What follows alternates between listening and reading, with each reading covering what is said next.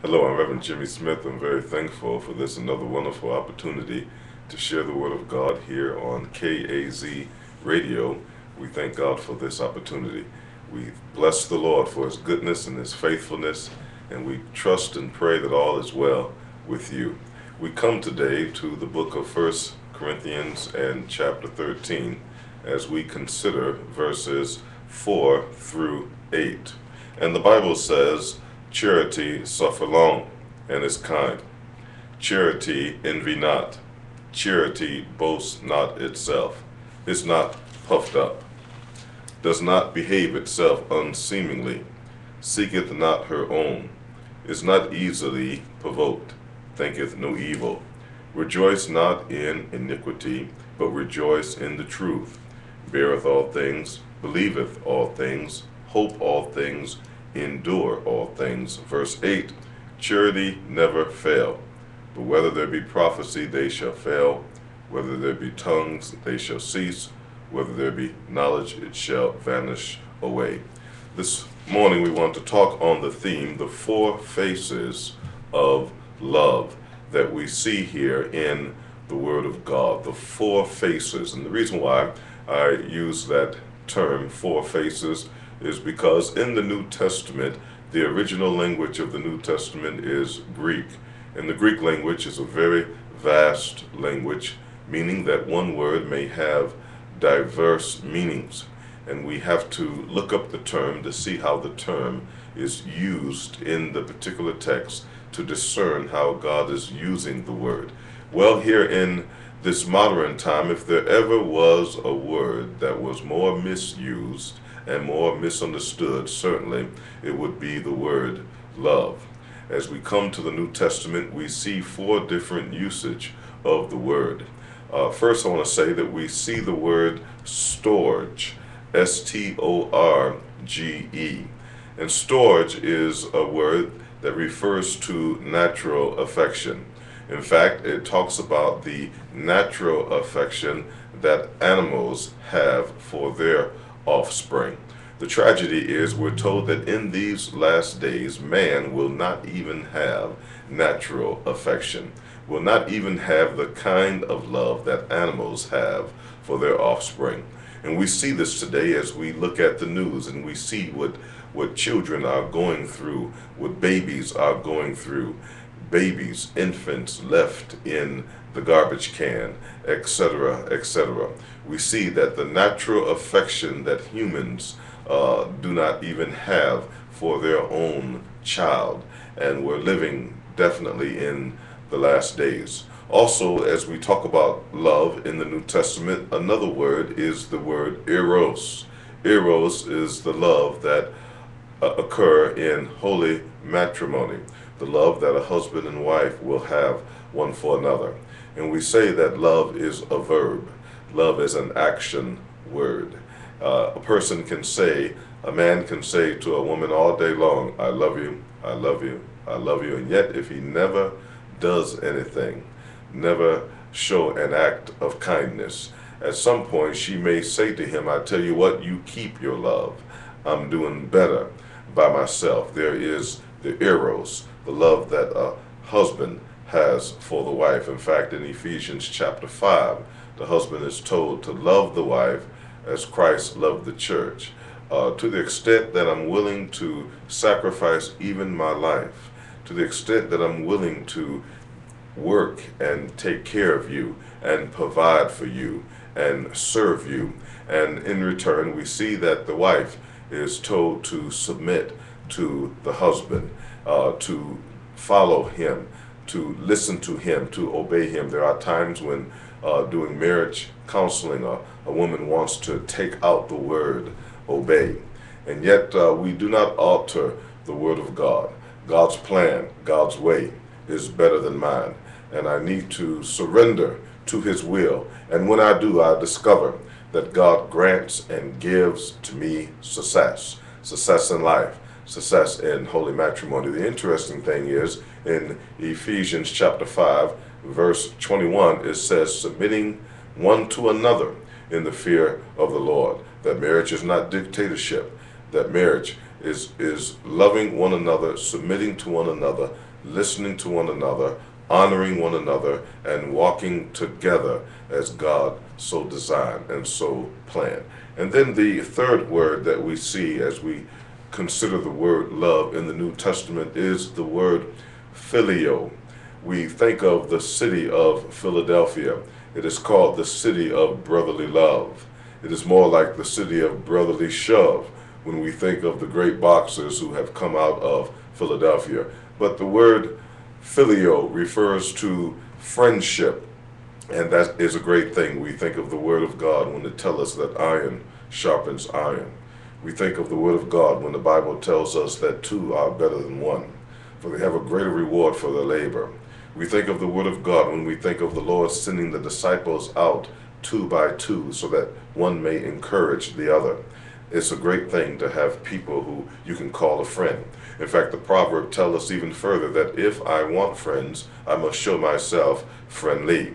And that is the plan, to love people, to accept people, to be nice to people, to be kind to people. And then the fourth word in the New Testament that denotes love is divine love, agape love. Love, a word that is greatly misunderstood, greatly misused. Well, note this word, divine love, the kind of love that God has for us, the kind of love that you and I can develop. Why? Because of the indwelling Holy Spirit. Romans chapter 5 tells us that the love of God has been shed abroad within our hearts because of the indwelling Holy Spirit. We do not have to learn how to love more. What we have to learn is how to get out the way. John put it this way, that I must decrease and God must increase. If I just learn how to get out of the way and allow the Spirit of God to mature me in Christ, not just to read the Word of God, not just to understand the Word of God, not just to memorize the Word of God and be able to quote the Word of God, but the goal is for you and I to be transformed. God wants to do not just a good work of redemption, He wants to do a good work of transformation.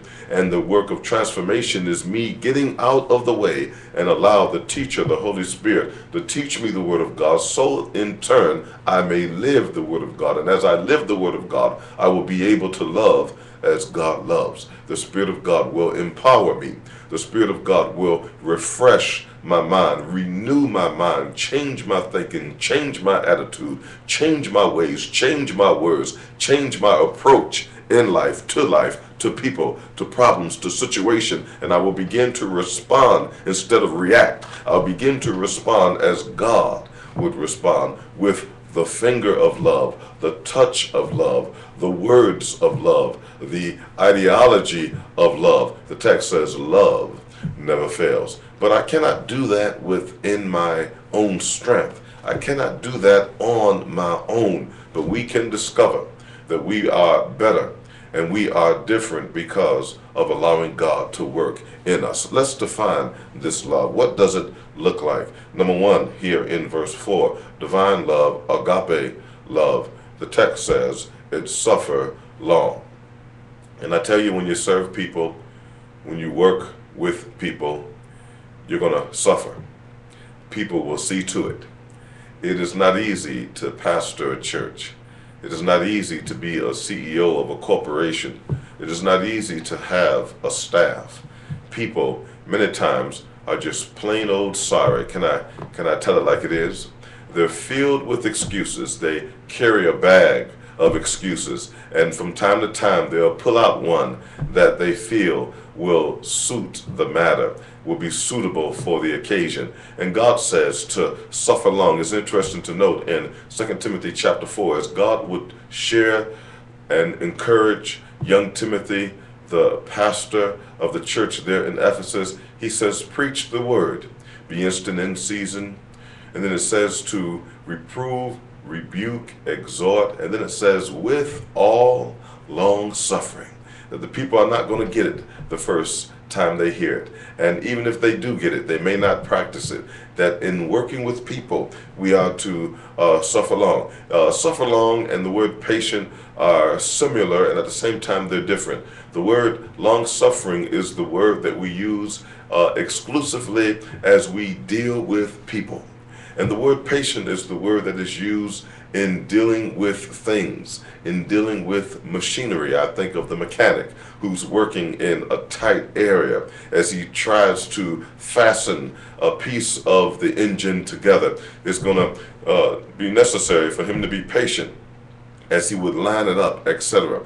But that's not the word in dealing with people. It is true. We are to suffer, and we're going to suffer long. I think of Jeremiah. Jeremiah would prophesy for some 40 years, did not experience even one convert, and yet God called him faithful. Why? Because he was obedient. He suffered long. He endured a long time. He weathered the storm for a long time. He stayed the course. He stuck with it. What was it that compelled him to go the distance when people were not responding, when perhaps they were mocking and ridiculing and shunning and avoiding, yet he stayed the course? What made him want to stay the course? There's nothing like knowing that you're in the will of God and the love of God is in your heart for God. We love God because he first loved us. Well, this agape love, this divine love, number one, we see that it suffers long. And then number two, we see that it is kind.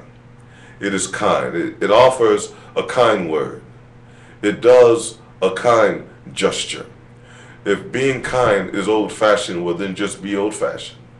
Nothing wrong with being kind and decent and loving people and being gentle. It goes on to say here in verse 4 that love does not envy. It is not covetous. It is not jealous. It is not envious of what God has given you. Instead, it applauds. It is a great cheerleader for your encouragement, for your advancement. Happy to see you doing well. I'm very happy to see people doing well. I'm happy to see them get the promotion. I'm happy to see them get married. I'm happy to see them get the vehicle, get the home. I'm happy to see them doing well. And that's the way it ought to be. Understand, what God has for you is for you. And what God has for me, may I not miss it because of the sin that's in my life. May I embrace it. May I say thank you, because God, he loves us all. He gives to us all. It goes on to say, it does not boast itself. It is not proud and arrogant. It is not puffed up, the text says. It does not behave itself strangely. It seeks not her own. God's love is not selfish. In fact, I think of the passage in Philippians chapter 2, and the text says to esteem your brother better than yourself. It says to be interested in what they're doing. It says to praise others, not praise yourself. Let another man praise you, not your own lips, but instead to be interested in what other people are doing. Have you ever called someone else and you called them and they did all the talking? They didn't inquire as to how you were doing. You did call to find out how they were doing, but they did all the talking. Or have you had friends who the only time they call you is when they want to brag about the great things that's going on in their life? I know those kind of preachers. I know those kind of people who only call to boast. And I'm happy that God is doing well with them. And after they're finished boasting, they don't have time to say, and how are you doing? And how is your family? And how was your day? And how was your holiday? People are something else, but love them just the same. Verse 5, do not behave itself unseemly. Seeketh not her own. Is not easily irritated. Is not easily provoked. Is not easily made mad. I heard the other day, listening to this station, in fact, listening to the Bible study that occurred on Saturday, and Pastor had shared about a man he knew who said, no one is going to make me angry. And you know, I have that choice. I don't have to get angry. I don't have to give my will over to someone else. And on Judgment Day, the Lord is going to say, listen, I gave you a good brain. I gave you a choice. You became angry because you chose to be angry. A divine love, the love that God wants to build in my heart, can show me that there's a better way. And the better way is to love. I don't have to get upset, don't have to fight, don't have to feud, don't have to curse, don't have to ball up the fist. If necessary, I can just walk away from such nonsense, such foolishness, and that is not weak at all. Meekness is not weakness. Meekness is strength that is under control. God's love will show us how. Verse 6 says, love rejoice not in iniquity. rejoice in the truth. God's love will bear all things, will believe all things, hope all things, endure all things. God's love does not fail. God is in the business of giving success, and there is success in the person of God. Four faces of love that we see here in the Word of God. The love of a man and woman called eros. The love that animals have for their offspring called storge. Filial, friendship. And then there is agape. What is better? It is best to love as God loves, and His Spirit wants us to do just that. My name is Reverend Jimmy Smith. I'm thankful for this wonderful opportunity. Until we meet again, may the Lord bless you.